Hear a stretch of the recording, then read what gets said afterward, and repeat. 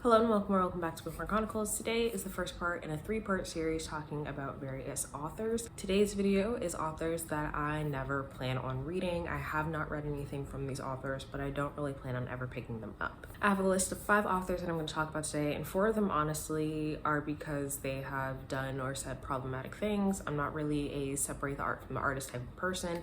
I feel like that also gets a little tricky after a while if the author continues to do problematic things. It becomes kind of hard to separate the two, and then one of them is just one that I have absolutely zero interest in ever picking up.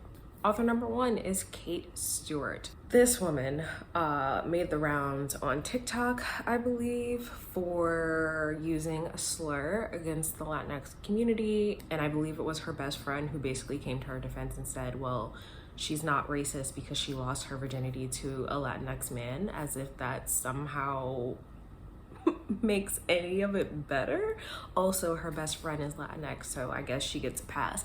Yeah, no, that's not how that works. I have heard about a series of hers. I believe the book is called Flock. I'm not really sure. That might be the one with the problematic content. It might not. I don't really know. I don't really care. I have no interest in ever reading anything by someone who would knowingly use a slur against a marginalized community and then think, oh, well, I fucked somebody from that community, so it must be okay. It is not. Author number 2 is Webster. You can imagine why. If you are on TikTok, specifically on Book Talk, then you definitely saw this one making the rounds.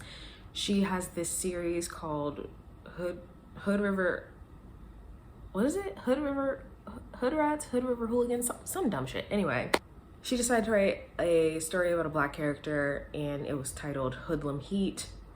And I believe it was interracial, and there were a lot of racist stereotypes in it. I believe she also writes like incesty stuff.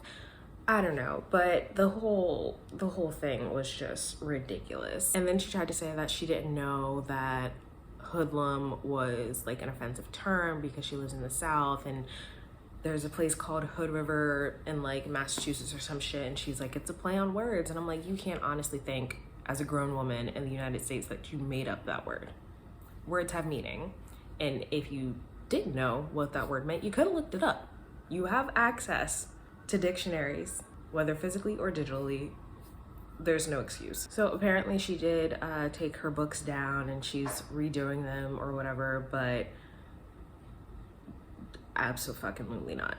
Next is Allie Hazelwood. I don't think this author has done anything problematic. I'm just not interested in any of her books. A lot of people are saying that they are ridiculously similar, and I just don't care. I believe in the love hypothesis. It's also a student-teacher situation, and I'm not a fan of that. I've heard some things about the main character that I know would make me dislike her, so no thank you. I also feel like every time I turn around, she has another release coming out, and I genuinely cannot keep track. There are so many. I know some of them are novellas, but again, I've heard that a lot of them are similar, but either way, I've also just learned that for my personal taste, I tend to prefer contemporary romances written by authors of color, so I'm just gonna stay in my lane. Next is TJ Klune. So I was once interested in The House on the Cerulean Sea. I had heard such great things about it. A lot of people really love that series and the characters, and I was interested in it. I did have it on my wish list. A friend had actually purchased it for me, and then like the next day I was like, I don't think I'm ever gonna read anything by this author. So she was like, I'm so sorry. I purchased it, it's on the way, but then the thing happened. Frankly, I just think it's really odd to take a traumatic historical event of a marginalized community, of one of the most disrespected marginalized communities, and finding inspiration from it. That's just fucking weird to me. And of course, it's not like he took that event and tried to flip it or make it seem like a positive thing or anything like that. But the fact that in an interview, he literally says that he didn't want to co-opt an experience that wasn't his own, and then that's basically what he did anyway. I just think that whole situation is just really weird. So I will never read anything by TJ Klune. Yeah, it just really doesn't sit right with me. And the last author on this list is, I'm sure, not a surprise to anybody, but it's Piper CJ. I'm not even going to get into the whole mess because that's not my story to tell, but authors attacking reviewers or allowing their friends to do it is a fucking problem. Everybody is not going to like your work, and if you can't handle valid, very valid criticism, then you probably should not be an author. When all of this drama was going down a couple months ago, I did comment on one of her videos, and all I said was that you have the power to stop all of this by simply telling your fans and friends not to attack reviewers who dislike your book. She got mad at me, she blocked me on TikTok, whatever, I don't really give a fuck. I wasn't gonna read her shit anyway, but the fact that you can't even listen to very valid criticism, especially when part of that criticism is the fact that you are doing harm to marginalized communities, I have no sympathy for you. I don't care if your feelings are hurt because you didn't care about the hurt that you caused to other people, and then allowing folks to attack other people on your behalf, and you know that it's happening because she admitted that she saw the screenshots. So she's very aware of the situation and still chose not to do anything. Grow up. And then her response to all of it was this bullshit Amazon package analogy that didn't even make any sense.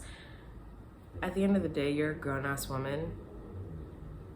Do the right thing. Apparently, after she blocked me, she did turn around and make a video doing the thing that a lot of reviewers asked her to do. But I don't know for sure because I can't see it. But I will never read anything by her or anyone else on this list because I don't see the point. I don't want to. It's 2023 and we're still at a point where people can be like, hey, this is a problem. And here are a laundry list of reasons why, and people will be like, I don't think I did anything wrong. Well, I'm not offended by it. It's not about you. What about that is hard to understand? I truly don't get it. People need to grow up. And for the record, I'm not saying that you can't read the work by these authors. I don't really know why you would want to, knowing what they have done, with the exception of Allie Hazelwood. But do what you want, but then also that's a situation for you to have to unpack for yourself why you're okay to ignore the things that authors have done if you're going to continue to read and promote their work. But that's not my problem. So let me know how you feel about any of the authors on this list. Let me know if there are authors that you will never read from and what the reason is. Otherwise, that's all I have for you today, and I'll see you in the next video.